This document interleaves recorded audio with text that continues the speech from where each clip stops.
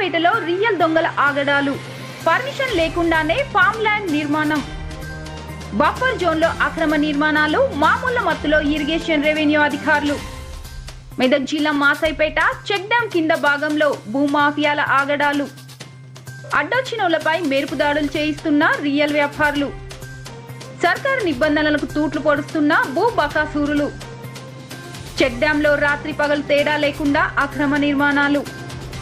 జిల్లా స్థాయి ఉన్నతాధికారుల అండదండలతో సామాన్య రైతులపై దాడులకు దిగుతున్న మాఫియా, హకీంపేట అన్నదాతల భూములు గుంజుకుంటున్న రియల్ దొంగలు, బఫర్ జోన్లో నిర్మిస్తున్న అక్రమ నిర్మాణాలు కూల్చేయాలని స్థానికులు కోరుతున్నారు.